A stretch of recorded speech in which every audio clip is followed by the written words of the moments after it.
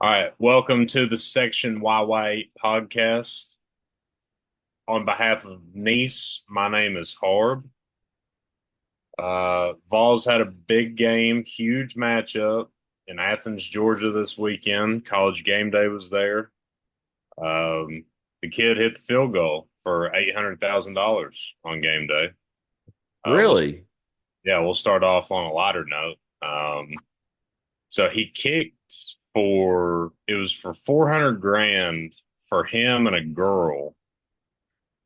And then Pat McAfee matched the 400 to go to hurricane relief. So $800,000 total, and the kid drilled it. So Nice. good on you, young man. Um, Kid had a leg on him. He played I hadn't soccer. s- I hadn't seen that. I didn't know that. Didn't know that's like the second one this year, maybe.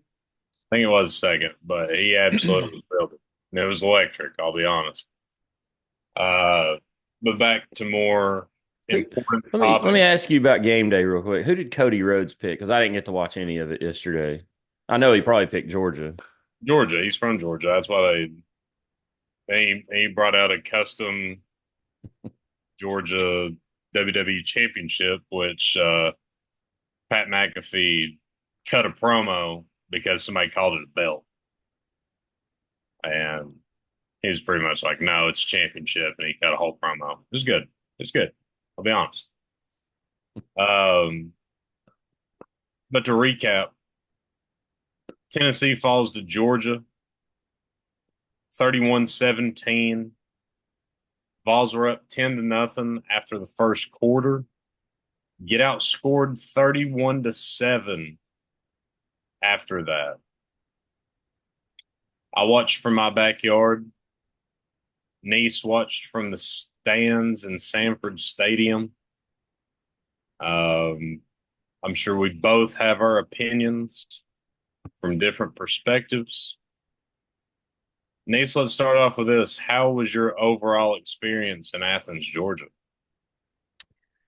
Well, great to be back. I made it back safely this afternoon. Traffic was light. Thank God. That was about the only thing that went well this weekend. Um, the experience, this might get a little long winded here. So if you don't care to oblige me, um, it's just it's been a shit show all year, hadn't it, Harbin? Getting stuff together. I think you could attest to that. For sure. Well, yesterday it happened again. We were running late. I went through, Waze took me through Gatlinburg to get to Athens. And I got stuck before you get to the Gatlinburg bypass in traffic for 45 minutes. And then going through the mountains, it was just bumper to bumper. I guess these people that were driving through there have never seen leaves turn colors before. It was a pretty view, though. I'll give it that. Anyways, finally got over there. Just chaotic getting over there, running late. Finally get down to campus. Um, Tailgated there with our Georgia friends, the Post. They always welcome us with open arms. You were there like 2 years ago. Same garage.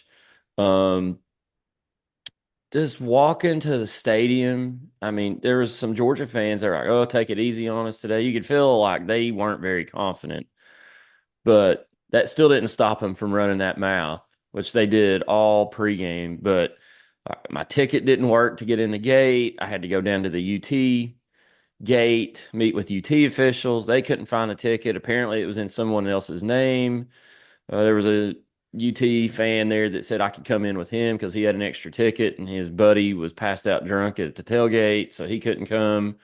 And so he had an extra ticket. And so we got it worked out. I got in, but we're standing in line to get a chocolate milk, me and my uncle, and this Georgia student says, "Y'all are ugly, and so is your colors." And my uncle just lost it. Went after this kid. It was like 2-on-4, me and my uncle versus four college kids. No fight, just a lot of mouthing back and forth. Got rid of that. Another smart ass made a comment. I said that's a good half. We're right where we want to be. And he looked at me and said, "Just because you won a baseball national title doesn't mean you're good at football." It's like, I'm not talking to you. There's a theme here. They just chirp and comment on everything we talk about. Another girl, I went to the concession stand in the bathroom, coming back down at halftime. It's the stupidest joke I've ever heard. She looks at me and says, "Hey, you lost your pocket." And I said, "My pocket?" She said, "Yeah, it's laying right down on the ground." And when she looked down and acted like she was picking something up, she flipped me a bird. Again, I wasn't talking to her. I was just minding my own business, walking down to my seat. I gotta stop you right there. Okay. That one's funny, and you got. I didn't get it, but I looked down and I said, "Oh, there it is." And I came back with two of them right back at her and walked off. No, you fell for a top three oldest joke in the book. I'd never heard that joke. I dropped my pocket. I've never heard that in my life. I told everybody about it, and You everybody was got like, "What?" got. That is the one Whatever. funny thing to come out of this. That's And funny. the crazy thing was when I double birded her, her husband or boyfriend just sat there. He never did anything because I was like, as soon as I did it, I was like, "Uh-oh, this might get ugly." But he just sat there. He wasn't even I don't know if he wasn't paying attention or um It's because you're so intimidating. I guess. I guess. Then after the game, me and my uncle were walking back to the car, and my uncle made the comment, it's like, "Man, we didn't get any breaks." He said, "I still can't believe they called that 12 men on the field." And something, and some Georgia fan just out of nowhere said, "Oh, you all are still bitching about those calls." And my uncle turned around and said, "Dude, I'm not talking to you. Just shut up." And this guy continued to chirp the whole way back to the garage. We kept turning around. I said, "What don't you understand about shut your mouth? Just shut up. Stop talking. I don't want to talk to you. I wasn't talking to you. Stop talking to me. Shut up." These people were all day long just some of the stuff I'm not going to repeat on here that was said to us walking back. Just in passing, they say it as they walk off. Um, that place sucks. Athens, Georgia sucks. Um, I don't know if I ever want to go back down there. And I told you before we got on here, maybe that's what they want. I don't know. It's a bold move, like you said, but they're in Florida. It's terrible. And I haven't talked to anybody that's had a good experience down there. You know, you go to a lot of these places. Like I went to Arkansas this year, great place. Been to LSU, great. Been to South Carolina, it's mostly good. You have a couple morons every now and then. Kentucky, for the most part, mostly good. Just like Athens and Gainesville, man. I don't know what it is. Like, what is wrong with those people? You know, we are hard on visiting teams when they come here, but we pretty much welcome their fans in. You know, we've had Bama fans, Mississippi State this year, Florida at our tailgate. I haven't like gone up to them and start cussing them out and flipping them off and belittling them and like jumping right in their conversation. I just don't get it, man. Georgia's it sucks. Maybe that's what they want. I don't know. I don't know if I ever want to go back. I know the posts are down there. That's really the only reason I go. If they weren't there, I wouldn't have gone this weekend. But I mean, it's like Donna, who was our host this morning at breakfast, said, "I'm sorry y'all had to hear a lot of that last night." She said, "I don't know what's going on with people." And I said, "Donna, it's been like that for the last 20 years that I've been coming down here. I mean, it's like this all the time." I know you had a bad experience 2 years ago. I don't get it, Harb. I don't get it. I don't either. I've been to, I guess, four SEC stadiums, and you're going to run into an asshole or two no matter where you go. I mean, that just is what it Yeah, is. Like you people that come are. to Knoxville, they're going to have something bad to say about one or two humans. That's just Oh how it yeah. is. That's just human nature. Um, but I don't know if I ran into one or two good ones in Athens. And I also know it's possible that like if I go to a game and enter from the east side, just hypothetical, and have a terrible time. Somebody could enter from the west side and have the best day of their life as a visiting fan. Just personal Yeah. experience not make me ever want to go back. And that may be their plan. What less visiting fans gives for a better home field advantage. Honestly, it may be kind of brilliant. Um, but yeah, Georgia was obnoxious before they won anything. Yeah. God, ever since they've won something, Jesus Christ, It's, it's rough. it's on a whole nother level. I'm friends with a ton of Georgia fans, and most of the ones that I'm friends with are great human beings. I mean, it's just like fans of any other sports team. I mean, sports are sports, they're entertainment, and we're all going to die one day. So it is what it is. But when you get a bunch of Georgia fans in one room, it's like nails on a chalkboard. It really Yeah. is. Yeah. Like my experience in Gainesville versus my experience in Athens was night and day. Like people are like, "Oh, you're gonna love it in Athens. Oh, you're gonna hate it in Gainesville." And to be 100% honest with you, is the exact opposite. Gainesville was as friendly as can be last year, and I think it's just because they thought we were gonna whip their ass. Yeah. But anyway, uh, let's get into the game a little bit. Enough giving Georgia fans too much credit. Um, Start of the game looked promising. Uh, we go right down the field, score. Uh, First two Georgia possessions were 3-and-outs. Maybe the third, if I remember correctly, but definitely the first two. We get a field goal towards the end of the first quarter, go up 10-0. Now that leads me to my first point that I would like to make about this game. I believe we're on the 35-yard line. It's 3rd and 5. We proceed to run it up the center's ass, not with Dylan Sampson, but with Peyton Lewis, who I think has all the potential in the world. But essentially, you're running it with your preseason fourth string running back on 3rd and 5 when it's a one score ball game. Right guard misses his block, we lose a yard. Max Gilbert bails us out, makes a 52-yard field goal. But my point is, in what world do you call that? At least make it a draw. Maybe I'm reading too much into this one sequence, but it was almost like, which there's a pattern here, and we discussed it after the Arkansas game. Josh Heupel has a significant issue with afternoon or night road games. This is a stone cold fact. There is more than enough data to back this up. He coaches not to lose. And the first part of the first quarter, it looked like we were being extremely aggressive. Would you agree with that? Yes.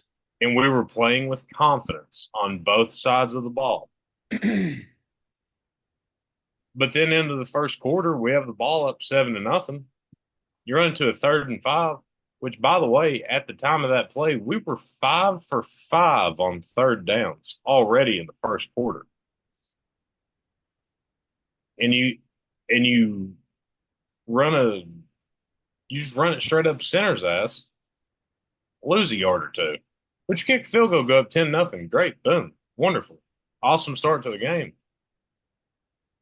But why do you lose that intensity, that aggressiveness that got you to where you were? And for those that kept score at home, we got outscored 31-7 after that.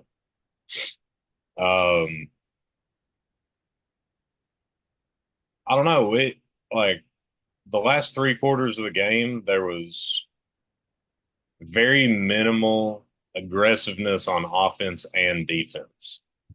Um, I don't know the exact blitz percentage, but it was extremely low, which, like I say almost every week, I'm not pretending to be smarter than Josh Heupel or Tim Banks, but you have a quarterback that has thrown 12 picks in the last 6 games with the worst offensive line Kirby Smart has had outside of probably his first year in Athens, and you're not sending pressure. I don't. It just doesn't add up to me. Um, which obviously we have a good offensive line. I mean defensive line, but they just didn't deliver like I thought they would last night. Um, for the most part, Carson Beck had a lot of time to throw the ball, and just like everybody saw coming, he figured it out last night and probably had his best game of the year. Yep. I mean, hindsight being 2020, that was the easiest damn call of all time. And the end of the third quarter and fourth quarter, they pretty much just kind of ran it down our throat, you know.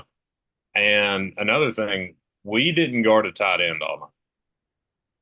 All night. Um, which this defense is good. I'm not saying they're not, but the defense disappointed me a little bit. Um, but just point blank calling it how it is. Josh Heupel got absolutely outcoached.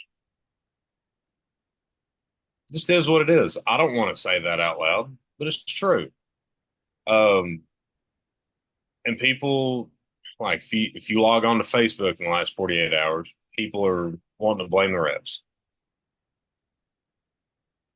which is fine. I mean, hell, there was calls that didn't go our way. Hell, there was calls that did go our way. Yeah. Just like every single game. Now there was a few that stood out to me, and we'll get there in a minute. But you're just not going to win a SEC conference game on the road, especially of that magnitude, with not to lose play calling. And that is far and beyond Josh Heupel's biggest flaw. And in my opinion, it's one of his only ones. I still give him an A grade for what he's done in the last 4 years. I love the guy, and I want him to be our coach for a very long time.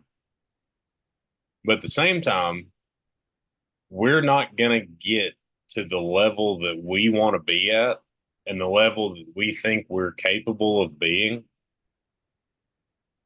without coaching like you have a set in games of that magnitude away from Neyland Stadium.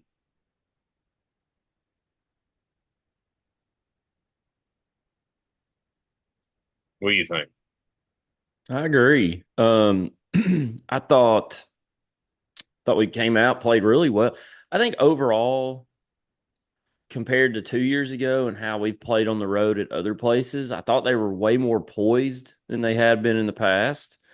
I don't think, and let me be clear, this came from Georgia fans, but I can tell you from experience that was nowhere near the loudest that Sanford Stadium's ever been. It was not one of the top five loudest places I've ever been to for a game last night. Now, 2 years ago, Did it sound nervous?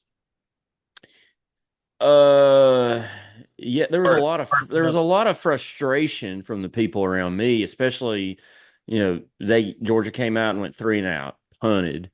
Tennessee went down and scored. Georgia went three and out again, and you could hear the murmurs, the talk, the rumblings in the crowd.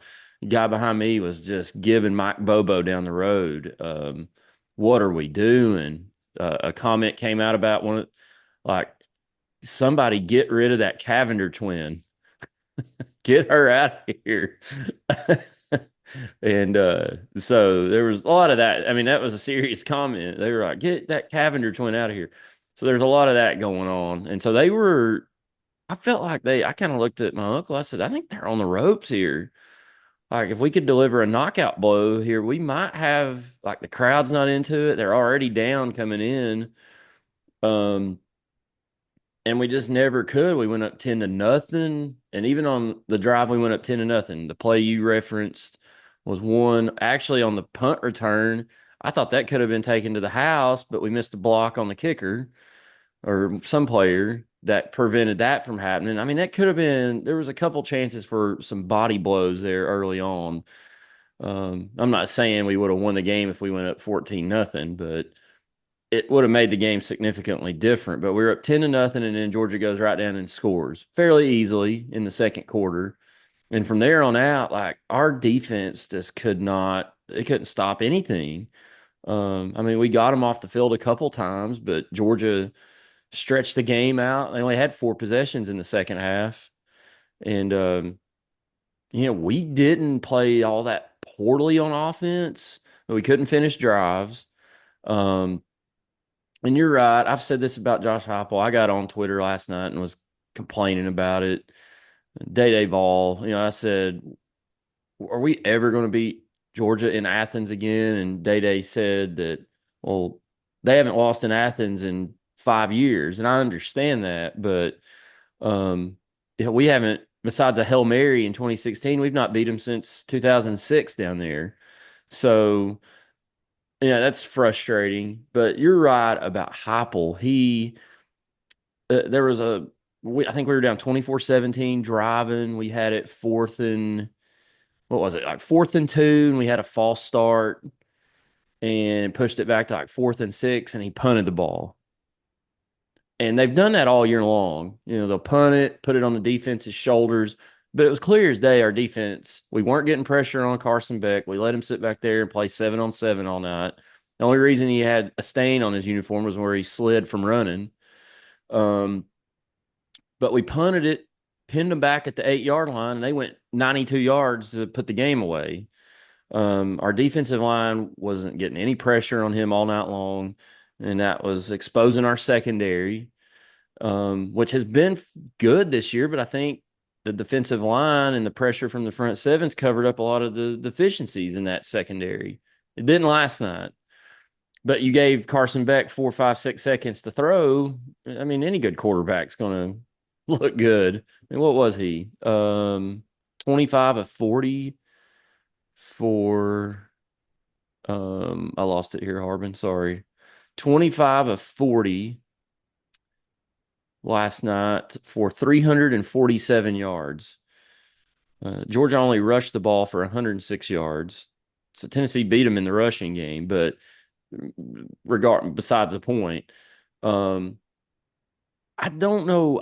I said this last week when we were talking about Tennessee getting stuffed, 4th and goal against Mississippi State. Like, where is the creativity from this offensive play calling? I mean, where there's no, like you said, show that you got a pair. You're like, we're punting from the 36-yard line. Like, what? Why? I'll tell you where the creativities went in the red zone. It's the fact that we ain't got a damn offensive line. It's We don't have true. we don't have tackles. I should put it that way. Yeah. Uh, Lance Hurd, God Almighty, like I try my best to not talk about college students, but he got a lot of money to come here, and Yep. I honestly would like to start a GoFundMe to send his ass back to Baton Rouge. It's pitiful. I've kind of stayed quiet about it. Or I've been at least respectful about it the whole season. Um, it's ridiculous. Halftime, he looks like his feet are in damn wet concrete, or he's getting a false start. Um, and in my opinion, John Campbell Jr. he's getting a little bit of a pass just because Lance Heard's that bad. And Cooper Mays is a very good offensive lineman, but he looks like damn Jeff Saturday on this offensive line. Seriously, Yeah. like our center and our guards are good. So our run game's so good. Them tackles, dude, that's where the creativity is went. We don't have time to be creative. And you match that with a redshirt freshman quarterback, I don't know. Yeah. That's I think it's a testament. I think it just shows how good Dylan Sampson really is. yeah. And that's what That's I my wanted to we talked about this last night. Um, and I wanted to bring this up. So Tennessee's passing game, and I think it's a combination of several things. It's not been very good this year, and it's kind of surprised me. And we heard all off season that the whole playbook's available, and Nico. I'm not dissing Nico. I think he's going to be very good here. He showed a lot of poise last night. I thought he made some pretty good throws, but just looking at his stats, he was 20 of 33. That's pretty good, right? Well, they only threw for 167 yards, 5.1 yards per pass. Now, I haven't looked up his stats for the year, but you go back to Joe Milton last year. Joe Milton was completing 12.3 yards per catch. I'm going to look up Nico's stats while we're here because um, I'm going to call myself out if I'm wrong. I just don't feel like we're pushing the ball down the field, is what my point is. I think we took one deep shot last night. Um, let's see, 2024 Nico. Well, I'm gonna have to do some math here. Harbin. give me the numbers and I'll 8.1 yards per completion. So 4 yards less per completion than Joe Milton had. Now, Milton threw for like 2,300 something yards last year. Nico's already at 2,000. So he's probably gonna, well, I don't know. If you throw for 147 yards, you're probably not. He might not eclipse that in the regular season. Yeah, if we play extra bowl game, he probably will, I would assume, barring injury. But um, I don't think we're able to push the ball down the field because our receivers aren't very good. I'm just going to say it. I just don't think they're very good. Um, I gotta say something. I thought the receivers played pretty good last night. they A they lot of didn't people they didn't play poorly. No. a lot of people have talked a lot of smack about Squirrel White. I thought he played really well last night. The one play from receivers that I think really deterred the game last night was Thornton's drop. Mm-hmm. That was probably a top three play in the game. Was that when we were down 24-17? No, I think it Or was it was. I tied? think it was when we were tied. It was the first possession of the third quarter that we had the ball. Yeah, but I mean, he was, and I understand he's banged up. He probably didn't practice, whatever you want to say. Probably a little rusty, but still, I mean, he's a very talented guy, and he's wide open, and it hit him. If you don't put his hands up, it hits him in the forehead. Yeah, that was You on a got, broken. I think that was on a broken play too. yeah. I mean, you just absolutely have to catch that, especially. So At, yeah, I saw this stat on I was eating breakfast this morning. Passes 15 plus yards down the field last night. Carson Beck was 7 of 16, 181 yards, one touchdown. Nico Iamaliava was 1 of 5 for 17 yards. So the whole game, we only attempted 5 passes beyond 15 plus yards, according to these statistics.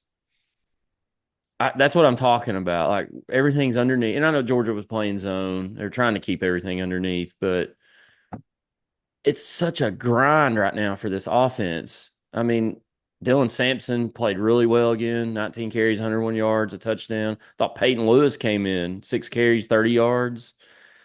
He was third or fourth string, like you said, coming into the season. I think he's coming along pretty well, which gives me hope for that position in the future. But this passing game's got to get better, and I know they're kind of just getting through the season this way, but this off season they've got to go to work and get this passing game. This is not the Josh Heupel offense. I mean, it's not even as good as last year. I thought they threw the ball downfield better last year, was more explosive in the passing game last year. This year, it's more of a pseudo West Coast offense, throw underneath, um, just no attack, just no attack downfield at all. And I don't know if they don't want them to do it. Is that part of the game plan? Or are they not capable of it? Are the guys not open, or is Nico not seeing them? I don't know the answer. All I know is they're not doing it. And when they do try, it's not working. And they're not trying it at a very high rate. So um, overall, I do have a positive on the game last night. I obviously was there in person.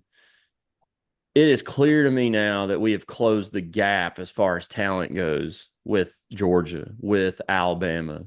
We've, to my, in my opinion, we've passed Florida. But we said that was always our problem when Heupel got here and before this, like we just couldn't compete with them talent wise. We were better than your South Carolinas or your Vandies and all that. But we just like when we played Florida, Alabama, Georgia, you knew it was going to be a 3 or 4 score game the other way. It's not the case anymore. I felt like we belonged out there last night. You can tell. I mean, Georgia is probably the best program besides Alabama in the country right now. I know they're not this season's best team. But as far as a program goes, it's hard to argue that they're not 1 or 2 in the country. And Tennessee hung toe for toe with them last night. And I know the score was 31-17. It was a 2 touchdown game, but it really was a lot closer than that. I mean, it could have gone a couple breaks here or there. It could have been 2 scores Tennessee's way. I mean, Georgia put the ball on the ground 3 times in the second quarter and lost none of them. 2 of them were called back, and one of them was recovered by Georgia. I mean, it's how the magic bean bounces. You don't know how it's going to bounce, and it bounced their way. But that's how these big games work. But I do feel like Tennessee is in a so much better place than we were when Josh Heupel got here, and that's a testament to what he's done and what his coaching staff has done. But like you said, in order for them to take that next step, they have got to figure out what in the world they're doing on the road that's causing them to play like this. And again, I know Athens is a tough place to play. Georgia's a great football program. It's not easy to go in there and win a game, but this is a trend, no matter if it's in Athens or Gainesville or Fayetteville or wherever it may be. And I'm just looking at next year's schedule the other day. It's like, we gotta go to Mississippi State. I know Mississippi State's not good, but I was sitting there, I was like, well, I hope this game's at 11 o'clock Central Time next year. I don't want it to be at night. I'm glad the Vandy game's at noon in a couple weeks. Can you imagine if that game was at night? I'm already not easy feeling about it, but I would be very uneasy if it was a 7 o'clock kickoff. But they've got to figure that out. I don't know what it is, why they're so tight. But overall, I was mad that we lost last night, but I've been way more upset after a game. I was just down because now we don't control our own destiny. We'll talk about the playoffs in a minute, but now we don't control our own destiny and it's out of our hands. All we can do is just go win 2 more games and see what happens. And that sucks, but it is what it is.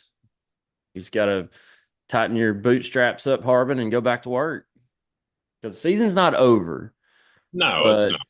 But It's not.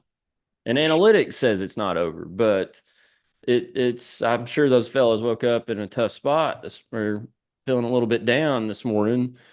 But the coaching staff's got a lot of work to do to get their minds back right and go 10-2. There's nothing to scoff at going 10-2. I promise you. Uh, I do want to bring up one specific play, because I've had 24 hours to think about it. And the more I think about it, the more I get irritated. It was in the third quarter. Believe it was when the game was tied. I think it was on the drive that Georgia took the lead. Correct me if I'm wrong on this. Um, Georgia throws it down to about the 2 yard line. We break it up. Clean play. Yes.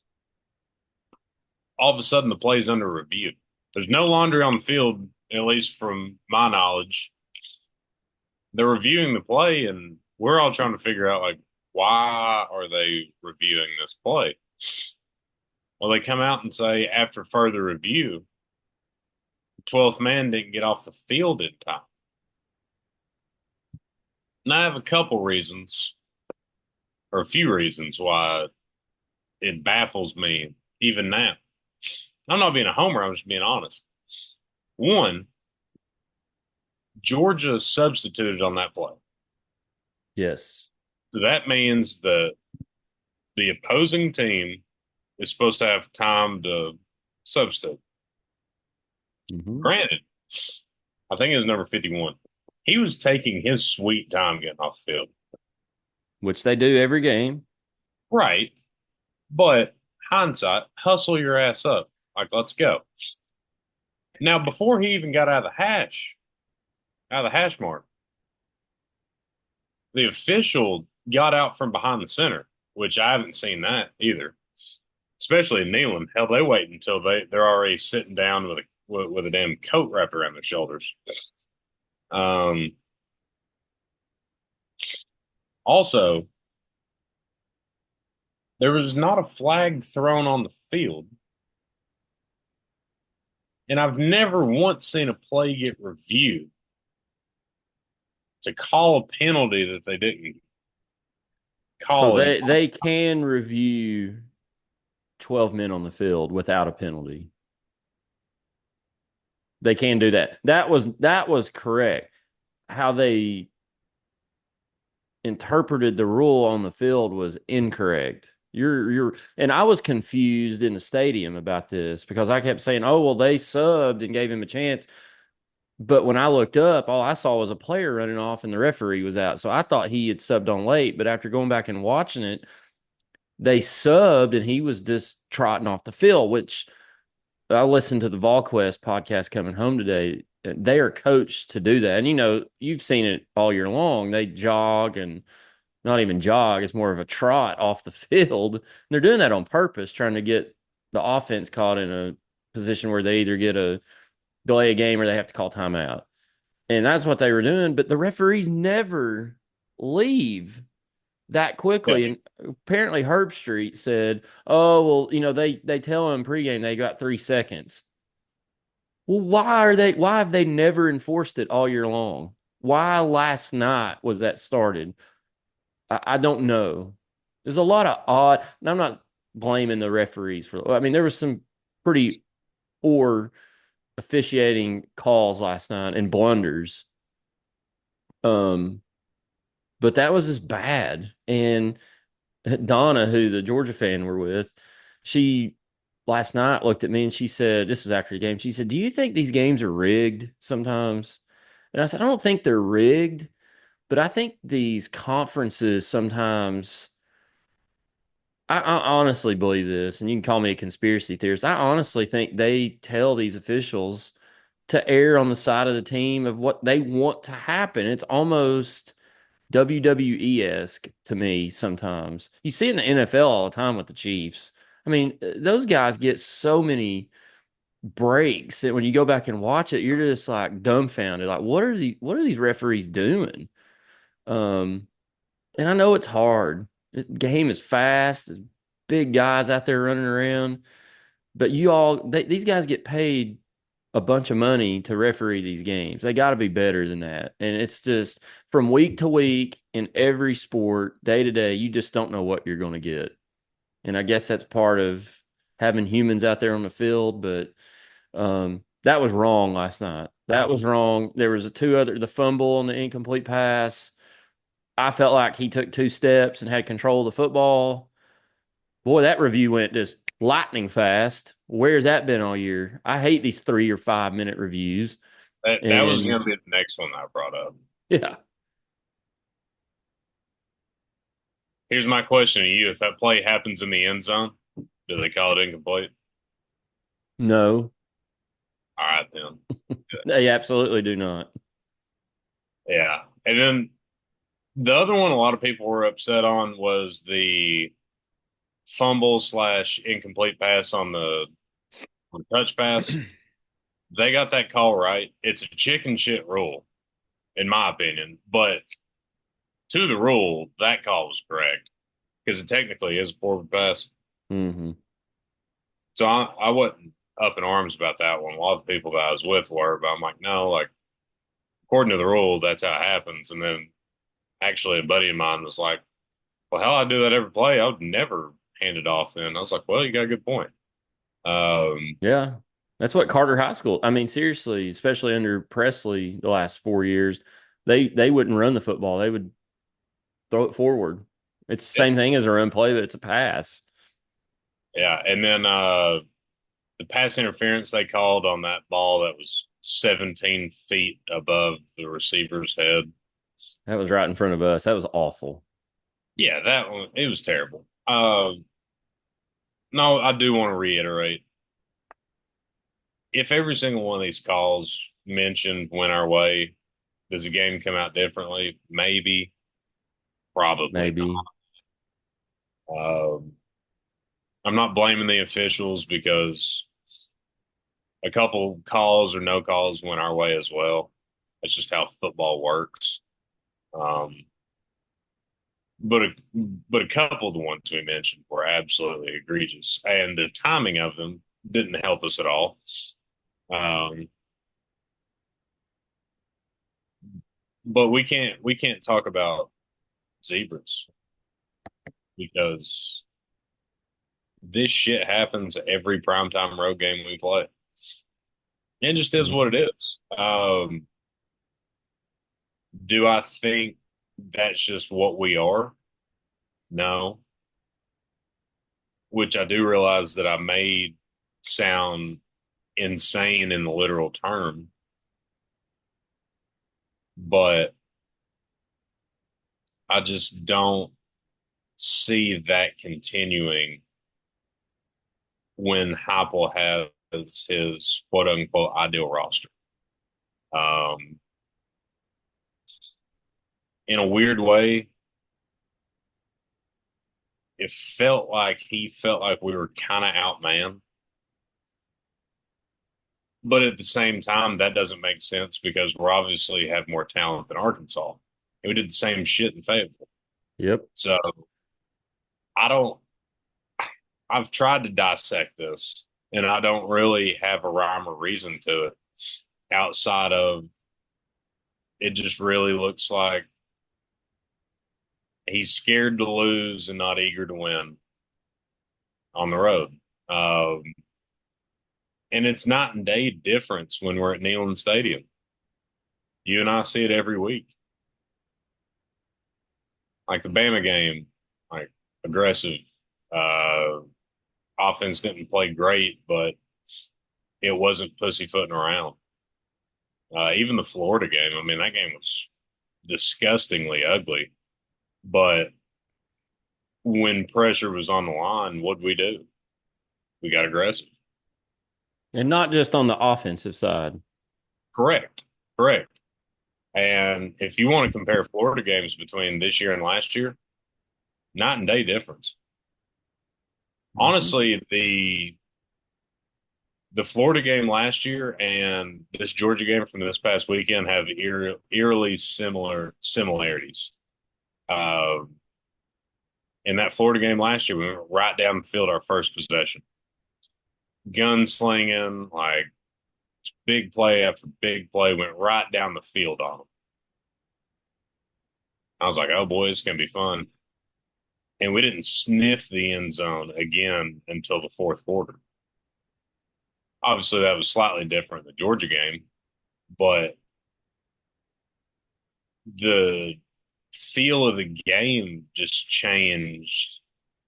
A, after we kicked that field goal, and B, when Georgia went right down the field the next possession. I mean, you stuffed them 3 drives in a row, and then obviously with a team as talented as Georgia, they're going to score on you eventually. Don't matter if it's the 85 Bears defense, they're going to score eventually. And I don't want to sound like this, but it almost felt like as soon as they scored, the whole sideline was just kind of like, oh, shit, here we go. Mhm. And I don't want to think that way, but I've got two eyes and I watch the ball game. And I would bet money that a lot of people that listen to the show will agree with me on that. And we're going to have to get a program defining win away from Neyland Stadium to kind of exercise that feeling. Which I can't speak for how the players and coaches feel during the game, but I can speak on behalf of 90% of Tennessee fans watching the game. We just don't feel like we can win a big game on the road. I mean, we would literally take the Kansas City Chiefs inside Neyland Stadium, but on the road, it's a completely Yeah. different feel. I don't know. It's odd, which it's very hard to win on the road in college football. But when you're Yeah. at the level that we think we're at, you got to win a game or two on the road here and there. Just is what it is. Yeah. I mean, the last time I saw Tennessee win on the road, not counting the Orange Bowl, was LSU in 22. And before that, I can't remember when the last time it was. Of course, that was before Heupel, but yeah, you're right. At some point, he's got to figure it out. That's the next step for this program is to win the games you're supposed to at home and figure out how to get one on the road and show that we're a serious national title contender, playoff. I still think we're a playoff contender, but yeah, you're right. So, um, Vols fall to 8-2, Harbin. Still kind of where we thought they would be. I know you picked us losing to Georgia and Arkansas. I had us losing to Bama and Georgia. Both of us had the Vols finishing 10-2 this year, so we're still on track for that. Still on track to have a very, very good year. Playoffs are still obtainable. I know some things got to happen. Like I said, we don't control our own destiny, but I wanted to read you. I was looking at some analytics this afternoon. So it's the FPI gives the playoff percentage. You see it before every game. If Tennessee won last night, it would have been like 96% chance they make the playoffs. If they lose, it was 61. Well, it's changed even today because some other stuff happened. Like BYU losing kind of helped. Uh, Currently Tennessee is 1, 2, 3, 4, 5, 6. We're number 10 at 66.4% chance to make the playoffs. Teams in front of Tennessee. Oregon is first, 99%. Indiana, 96%. Ohio State, 94%. Texas right now at 93%. Georgia, with the win last night, jumped up to 92%. Penn State, 88. Boise State 77, Alabama 70%, Notre Dame 68%. Behind Tennessee is Miami 62%, and the one that you'll want to keep your eye on, Ole Miss Rebels, dropped a spot according to FPI down to 62%.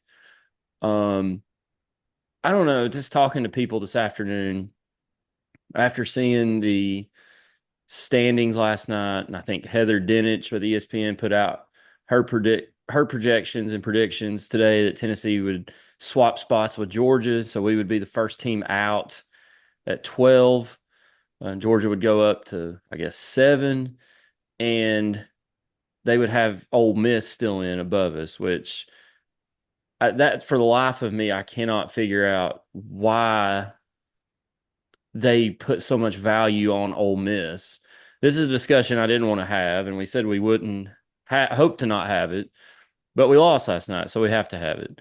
Um, what's your thoughts on Tennessee getting into the playoffs here? Because there's going to be a lot of talk between now and the Tuesday night when the new rankings come out.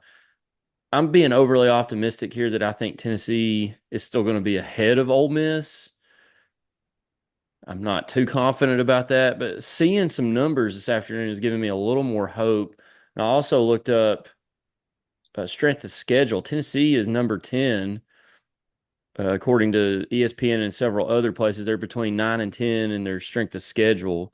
Tennessee's overall strength of schedule number is 18. I was looking at Ole Miss is 29. There's several in front, like Indiana's 106. Uh, I mean, I know they're undefeated. They're probably going to lose Saturday to Ohio State. Maybe they won't, but um, there's a lot like Georgia. My dad asked me today, he's like, how could you put Georgia and Alabama ahead of Tennessee? I was like, well, Dad, Georgia's got the number one strength of schedule. Alabama's at 16. So they're right there with Tennessee. The numbers for Alabama and Tennessee are pretty similar. The two that we need to watch out for if some things change, Ole Miss, obviously, and if Texas loses a second game, their strength of schedule is not great. They're at 38. Um, What's Texas's best win? Vanderbilt, So I would it's say that without hesitation. Vanderbilt. so it's at Vanderbilt or at Arkansas is their best win. Yeah, they keep wanting to talk about Michigan. Why? They keep talking about that with Indiana, had a big win over Michigan. Why is that a big win? Just because it's Michigan? That win is carrying water for a lot of programs right now. Texas included. I mean, they keep talking about Texas went on the road to Michigan. That's great. But you can't sit there and say that that's a good win and then devalue Tennessee going to Oklahoma or Tennessee playing NC State in Charlotte. Both teams that were ranked when we played them. Now, for reasons that I'm not aware of because I haven't paid attention, those teams have struggled this year. I don't know if it's because we beat them up. I don't want to sit here and say that, but they've really struggled. But you can't sit here and say Indiana's win over Michigan was good and Texas's win over Michigan was good. And you can't sit there and say dismiss Kentucky beating Ole Miss at home as double digit underdogs and then sit there and say Tennessee's loss to Arkansas is bad and discredit wins at Oklahoma and NC State. It's hypocrisy to me. And I'm not just saying that because I'm a Tennessee fan. Obviously, I am a little, but I don't understand. Trying to sit back and look at it objectively, I don't understand that argument at all. I don't either. As far as Ole Miss goes, their two losses are to Kentucky at home and remind me of the other one They lost by 3 to LSU. at LSU or at home. Believe, let me check. I believe it was at LSU. Yes, it was at LSU. They lost 29-26. And that game went to overtime. I remember that. All right. So Ole Miss's two losses are at LSU, who is a four-loss program now, Mm-hmm. and at home to Kentucky, who's not going to make a bowl game. Well, potentially slide in at 6-6. They're going to have to beat Louisville. Yeah. Tennessee's two losses are at Arkansas. Not a good loss. I mean, everybody knows that. And at Georgia. I think when you look at losses, Tennessee's losses are better than Ole Miss. And I think that's fairly objective. As far as wins go, Ole Miss does have an 18-point win over Georgia. That is their joker card. That's the card that's going to carry a lot of water for them, as it should. Their other best win would be have they beat A&M or they played They A&M, yeah. beat. So I looked all these up earlier today. So their bad loss or their losses are Kentucky and LSU, like you mentioned. They beat Georgia. You just mentioned that one. They also beat South Carolina. That's been it. Here's their other wins: Furman, Middle Tennessee State, Wake Forest, Georgia Southern, Oklahoma, and Arkansas.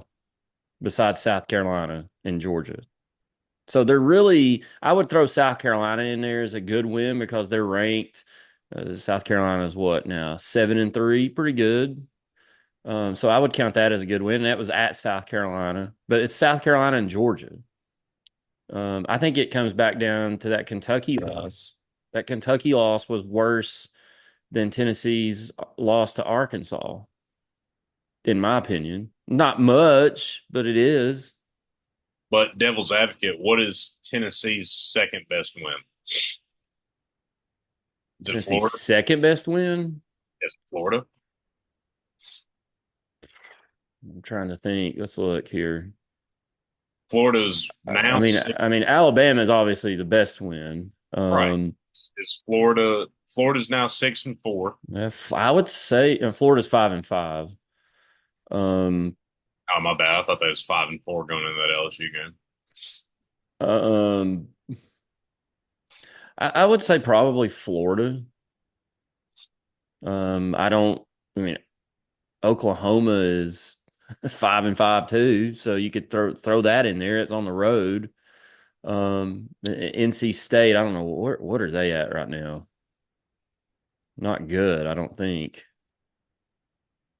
Let me pull their numbers up. They're 5-5 too. So Tennessee's beat 3 5-5 teams. Um, I guess you'd have to figure out which one of those 5-5 teams is better. Um, I think Florida's probably playing the best right now, and they've got Ole Miss on Saturday. So I would probably go with Florida Yeah, without looking anything up. and that's going to hurt us. I mean, just calling it like it is. Um, and in the committee's eyes and most of the nation's eyes, we're a team that can't win away from Neyland Stadium. At the time, we thought the Oklahoma win was a massive win. It wasn't. It just wasn't. Mm-mm.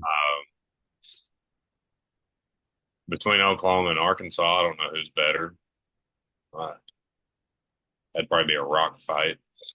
Um, but that's what it boils down to is wins. And unfortunately, the way the schedule is turned out as far as how all of our opponents have played, we've really only had two big games. And you split them, which I think is what most people thought we would do. Um, we won the one at home and we lost the one on the road. And in my opinion, most of the quote unquote contenders, if they played Bama at home and lost it and played Georgia on the road, I don't think, I don't know if any team in the country is winning both of those games. But it all boils down to that loss at Arkansas. Now, I think we mentioned that after that game, that we were like, this game has potential to bite us in the ass. And look at us now. We do not control our own destiny. If you just take care of business and skate by with a win in that game, We're not having this conversation. no, no. You're still atop the SEC. You pretty much control your way into Atlanta, and you're damn near automatically in the playoff. Mm-hmm. But you let Sam Pittman get the biggest win of his career and let a average at best Arkansas team potentially derail your postseason plans. Now, I don't want to spend too much time on this because this was almost 2 months ago. That game is more frustrating every single day as the season goes on. And it goes back to what we've rambled on for 20 minutes tonight with road play at night. Um, I don't know. You just got to go out and take care of business last 2 weeks of the season, not listen to any outside noise. which I just thought of this. Not playing in the SEC championship game may turn out to be a blessing, especially with everybody having one or two losses. There may be for example, a two-loss Georgia team go to Atlanta and play Texas, for example, and Texas beat them. We talked about, are they going to punish a team for playing an extra game that only 2 out of 16 teams qualify for? But if they finish with 3 losses, it's going to be really hard to justify putting them in Yeah. over a one-loss Indiana, for example, or somebody like that. Yeah. Or hell, a two-loss Big Ten team, which that would shake everything up. But if you take care of business the last 2 weeks, you can kiss a home game goodbye.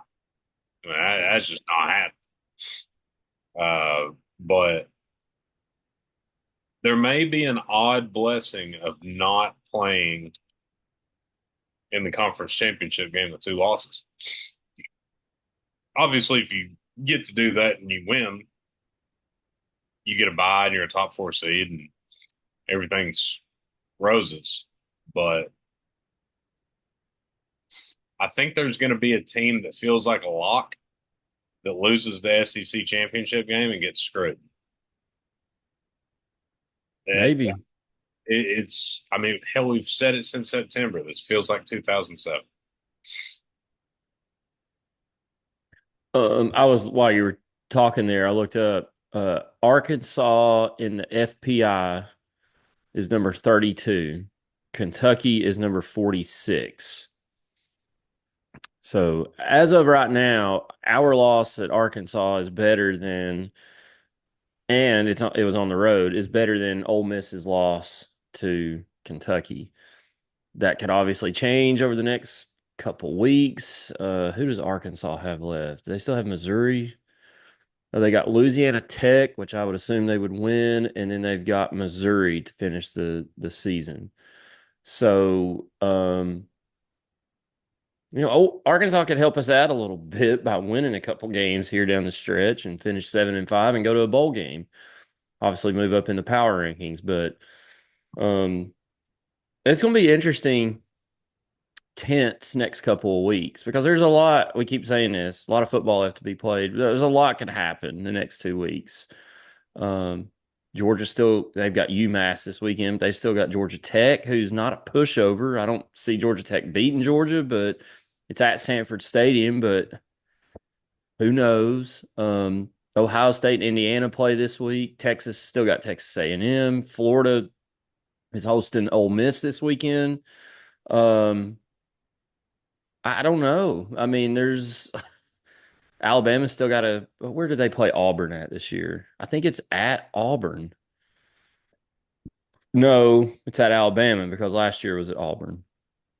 Yes, Auburn plays at Alabama, but Alabama still got to play Auburn rivalry game. I know Auburn's not very good, but you just sometimes never know in rivalry games what's going to happen. So, what's going to happen in the ACC? Does Miami lose again?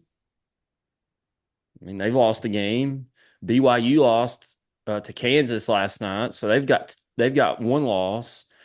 So if they lose in the Big 12 title game, they're out. So that probably at this point, only one team from the Big 12 is going to get in, I would assume. Um, what's going to happen with Indiana and Ohio State, like I mentioned? What's going to happen with Notre Dame? Who does Notre Dame have left, Harbin? Let's look. Notre Dame's sitting there at 9-1. They've got to play Army this weekend, who's no pushover, and then they've got to go to USC, another rivalry game. So, Well, I mean, here's a question for you: does Ohio State get in if they lose to Indiana?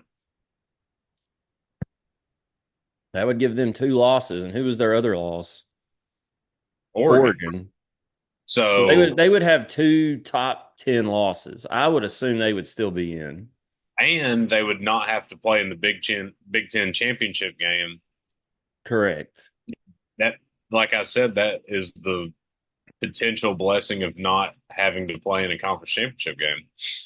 Because can you really leave out Ohio State if they lose to Oregon and Indiana, two undefeated teams potentially? I don't think you can, Do you especially if you're talking about putting in a 10-2 Tennessee or 10-2 Alabama. what Or does Indiana look like if Ohio State beats them by 5 or 6 touchdowns Saturday? As far as their playoff hopes go, what does that do? Like if they go up and play Ohio State, tight game, and lose by 3 or 7 or 10, everybody's probably gonna be like, "That's a pretty good football team." But what if they go and lose by 31 or 35 or something like that? What does that do to the eyeball test that we hear about all the time? They're gonna have a loss, probably not gonna play in the Big Ten title game, but their strength of schedule is horrible. I mean, I just mentioned it a minute ago. It's 106. Do you really want to put a one-loss Indiana team in with a poor, very poor strength of schedule who got blown out by the only good team they played? Do they deserve to go in over a Tennessee or a Ole Miss or Well, somebody like that? and that's what the committee is going to be looking at. And in my opinion, Pat McAfee made a great point about Indiana. Everybody's talking about the strength of schedule for these bubble teams or teams that are projected to make it. 4 or 5 years ago, when Indiana made their schedule, they were not thinking about their strength of schedule for No. playoffs. They weren't thinking about that at all. They were trash. They were terrible. So you can't necessarily blame Indiana for the schedule that they made just because they got good out of nowhere. And I actually agree with Pat McAfee on that. Because these schedules, especially non-conference games, are made at least 4 or 5 years in advance most of the Mhm. time. So you can't really knock them for not playing anybody because in no way, shape, or form did they think they were going to be in this position. Uh, I'll tell you who did think they were going to be in this position, and that's their damn head coach. That dude's crazy, and I'm going to be Yeah, honest. I I like love, him. I love him. Um, but I don't know if they theoretically get thumped by Ohio State, they may drop a lot because it's kind of like it's a bad example, but it's kind of like Missouri. Yeah. Missouri's gotten blown out in the only two games they've played all year, and they just got beat by South Carolina too. But the games they got blown out in was A&M and Alabama, and they got waxed in both of those. Um, and before they lost to South Carolina, they were a two-loss SEC team, just like half the conference, and they were ranked like 24th. So just because you have two losses in the SEC doesn't matter. We've already seen that strength of schedule definitely has importance in where you fall in these playoff rankings. So if Indiana loses by a touchdown to Ohio State, I think they're still in, without a question, in my opinion. Um, but if they go out there and get waxed, they may fall to 13 or 14. Um, because, like we said, their best win is what? Either Illinois or Michigan. Yeah, I'm looking right now. Here's their wins this year: Florida International, Western Illinois, at UCLA, Charlotte, UNC Charlotte, Maryland, Northwestern, Nebraska, Washington, Michigan State, and Michigan. They've got Ohio State, and they host Purdue to end the season. Um, so nothing. Well, I looked up to see where these teams rank. I can't imagine they're ranked very high. Um, It was terrible. it's not good. It's not good. Um, I mean, here that's Washington State. I have yet to find a team. I'm in the 40s, and I have yet to find a team in the FPI. Oh, here's Michigan, 44. That's their best win. Michigan's ranked 44 in the FPI. Washington's 47. Um, let's see. Nebraska's 57. And I'm not Michigan State's 65. So that's all you need to know. I can't imagine some of these others like Charlotte and some of them uh, are any better. So BYU last night lost to Kansas. Kansas here at 74. Not good. Sorry, that's their strength of record. I'm looking at the wrong one, Harbin. You get the gist of it. They're going to be about in the same area. Um, Not good. Michigan is 43 in the But keep in FPI. mind, but keep in mind when these playoff rankings do come out on Tuesday, BYU is still going to be the 4 seed. Correct. So keep that in mind. They're going to Uh, fall in the rankings, but you're right. They are still going to be the 4 seed because they're the quote unquote conference champ from the Big 12. Correct. Um, I don't know. There's a lot of factors at play. Well, I think that Tennessee. Oh, sorry. Go ahead.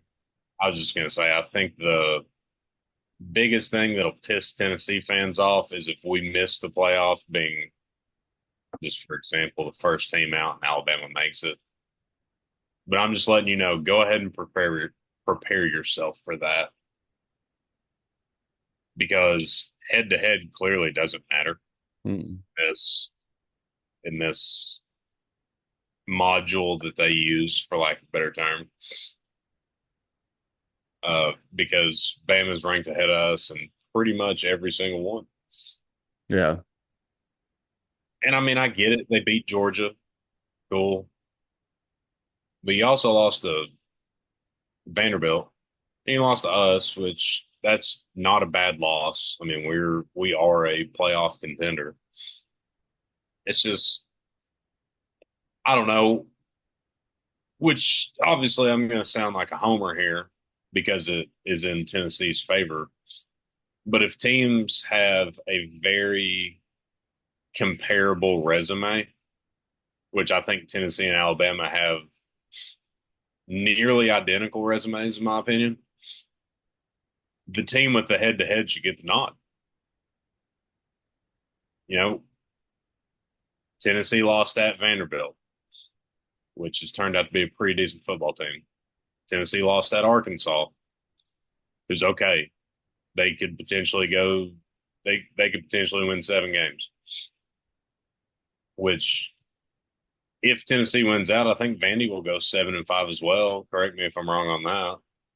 Think Or, so. Yeah. or 6-6. So by technical terms, if Vandy finishes 6-6, Arkansas goes 7-5, just based off that, technically makes that a better loss. Uh, Tennessee beats Alabama. Alabama beats Georgia. Their win is probably better than ours. We lose to Georgia. I mean, it's just it's a hodgepodge of crap, is what it is. It's a mess. We talked at the start of the season. Oh, Tennessee goes 10-2, they're in. Well, that's not the case anymore. And it's because this season has been so topsy turvy in this conference. But all Tennessee can do now is beat UTEP Saturday and then go to Nashville in a couple weeks and take care of business and beat Vanderbilt and see what happens. That's all they can do at this point. And that's all Ole Miss is in the same spot. They've got to go to Florida and then beat Mississippi State.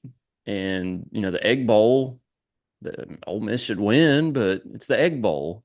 Who knows what's going to happen? Here's my question to you: if Texas A&M beats Texas, is Texas in? My opinion is no. And I've I heard, don't think they should be, but I'm asking you: are they in? I say no. Their strength of schedule is awful. They have no good wins besides Vandy. I don't see how the committee could put them in. Well, even I think it was either David Pollock or Greg McElroy on the last ranking show McElroy. said that Texas was only up there based on name. And Now I somebody, think Joey Galloway said it last night on College Football Final. He said, "I don't know why Texas is getting the love. They have a terrible strength of schedule. They have no good wins besides at Vanderbilt. And they had to scrap and claw to get that one. What have they done? If they lose to Texas A&M, how are they in over Tennessee or Ole Miss? I mean, Ole Miss beat Georgia. Who's Texas beat? Vanderbilt. now if that does happen, Texas A&M and probably Georgia or Alabama play in the SEC title game. I would I think it would assume be Alabama. Georgia. I think it's Georgia or Alabama would play A&M. Alabama has the head-to-head with Georgia. But when you get in these three-way ties, the head-to-head goes out the window. When you get into multiple team ties, the head-to-head goes away in standing purposes. Not talking about like picking for playoffs, but That's so stupid, in my opinion. Like, why even play each other at that point? Anyway, uh, a 10-2. Well, it wouldn't be a three-way tie because A&M only has one conference loss.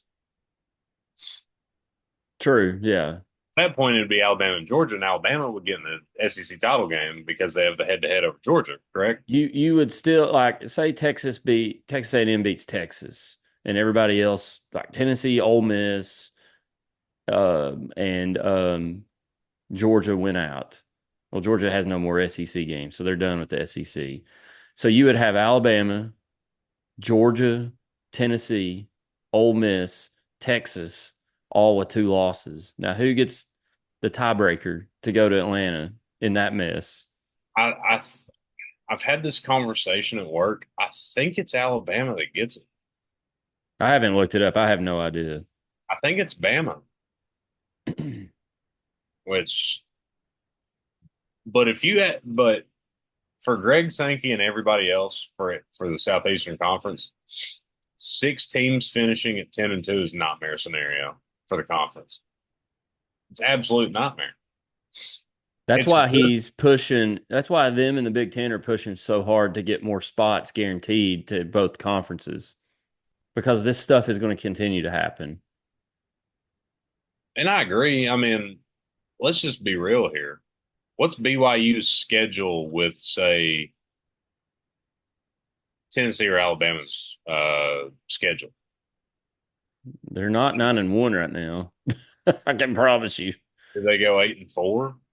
Maybe. Maybe.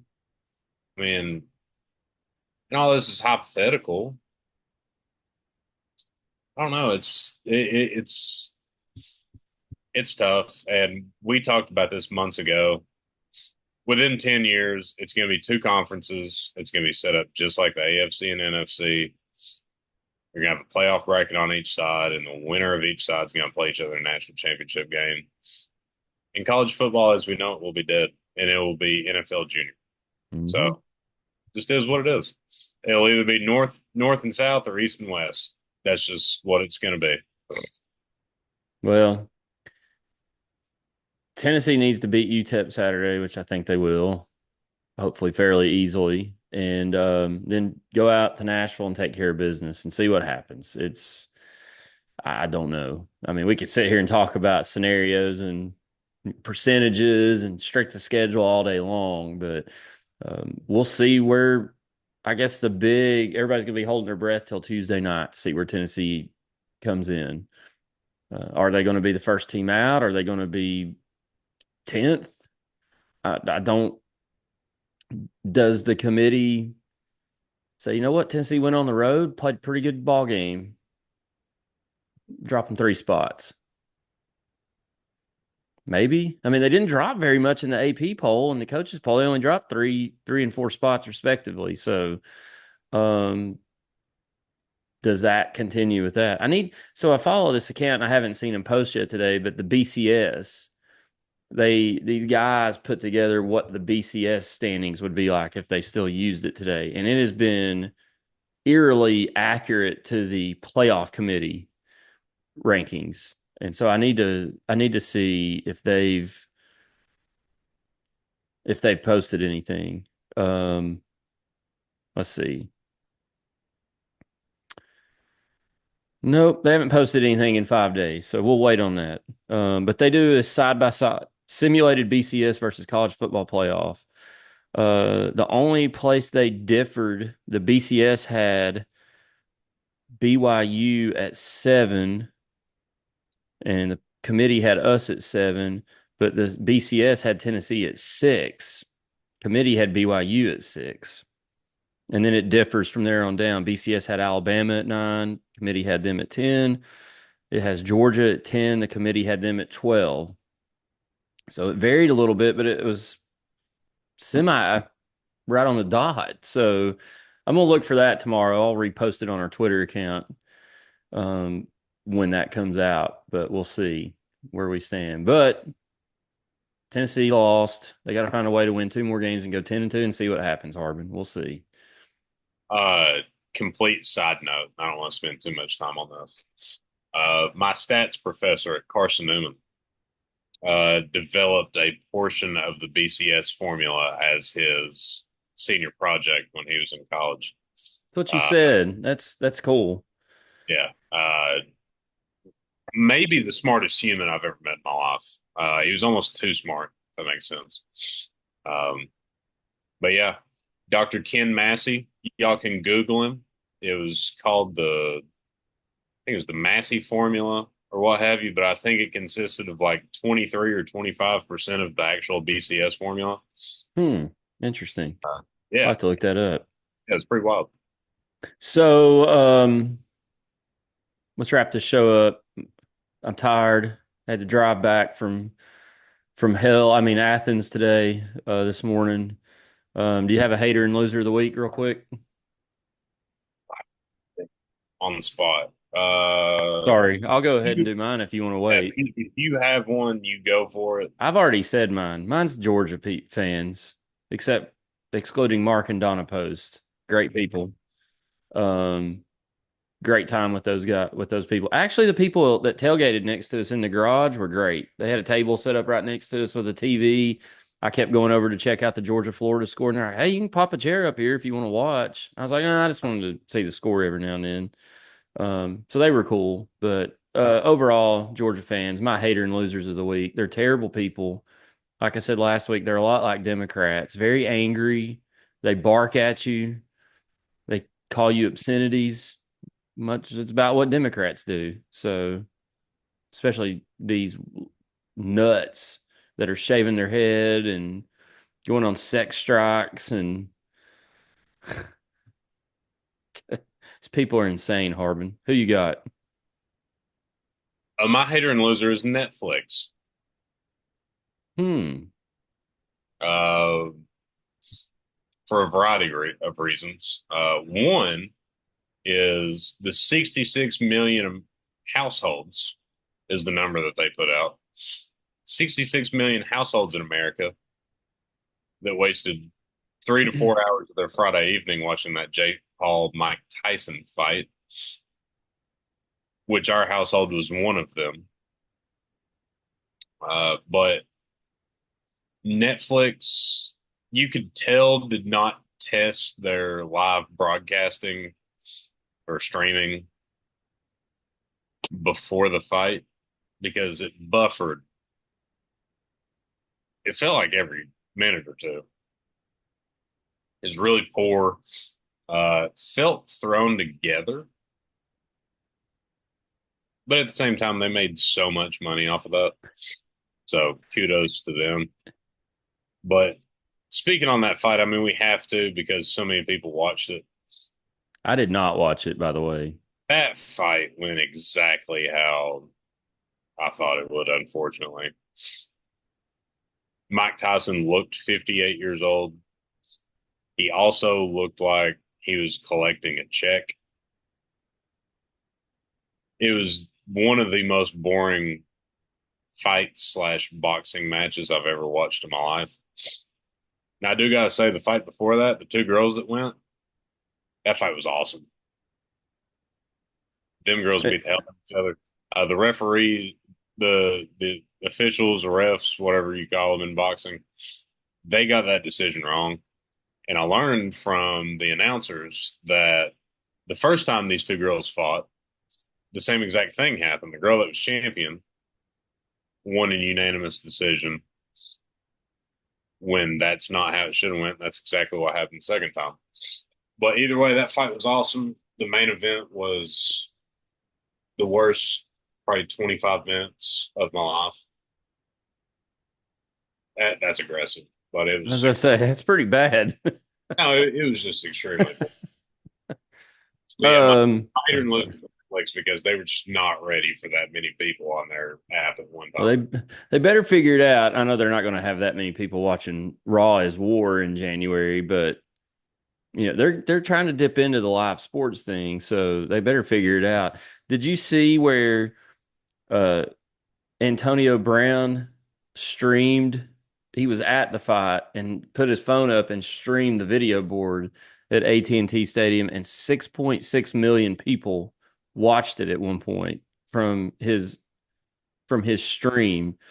And Jake Paul retweeted it. It says 6.6 million people watching Antonio Brown streaming the video board in Dallas. Way to go, Netflix. Jake Paul quote tweeted it and said, "More people watching an illegal stream of my fight with Mike Tyson than what the NBA playoffs averaged in 2024." So shout out Antonio Brown. I've said it. You may not like some of the stuff he posts, but he is a fantastic follow on Twitter. Just Uh, fantastic. Also, unpopular opinion. Shout out Jake Paul. That dude is an absolute genius, whether you like it or not. Do you know how much money he's made off of rigged boxing matches just Yeah. based on people tuning in to see him get knocked out? Like literally, hate him or love him, 85% of people hate him. But by God, you're tuning in because you want to see him get knocked out. And he don't care. Whether you're pulling for him or not pulling for him, the $50 spends the same. So marketing 101, he's he's genius. So I have to give him his flowers on that. I totally forgot it was on. I don't have Netflix anyway, so I couldn't have watched it anyway. So I lost my Netflix account. So Do you still have a Blockbuster subscription? I do have my Blockbuster card back in my room, but no, I don't have a Blockbuster account anymore. Well, maybe I still do. There's one store left I somewhere think out it in finally shut Oregon. down. Did it? I think so. I could be wrong on I don't know. I think it's still going. that. So Vols host UTEP this Saturday, last home game of the season. Crazy that we're already done, Harbin. And like we talked about earlier, probably highly doubtful that we host a home playoff game now, losing to Georgia. Um, maybe, maybe. Depends on what happens. Maybe we win two games here and move back up to the 8 spot if something happens. Maybe, but not likely. But last home game of the season this Saturday over the regular season. So UTEP Miners come to town. They're pretty atrocious from what I've read. So we'll be down there. I don't know what time we're getting down there. It'll probably be a scaled back version of the tailgate, but we're going to get down there and hang out and enjoy the time. Hopefully the weather's good. I haven't looked ahead to see what it's supposed to be like.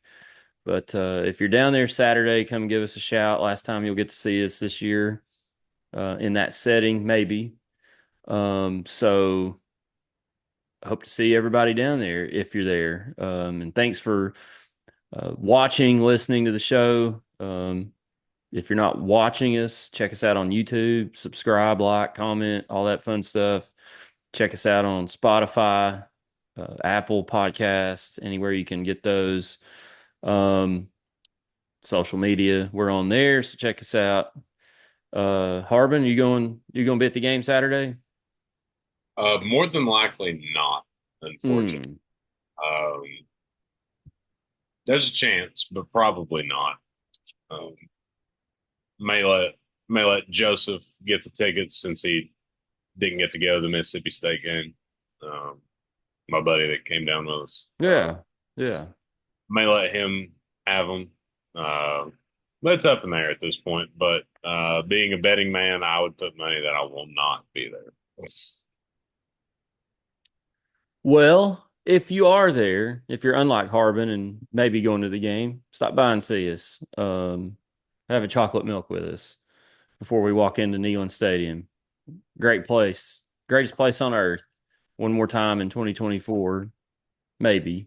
I keep saying maybe, but I know in my heart and my soul, this is the last game of the year at Neyland Stadium, unless unless a lot of chaos happens. So there's that. Oh, I forgot to mention Tennessee basketball won 2 games this week. They pummeled Montana on Wednesday night. I went to that game. Shout out to that kid. I can't remember his last name, but his name is Money, and he was absolutely money.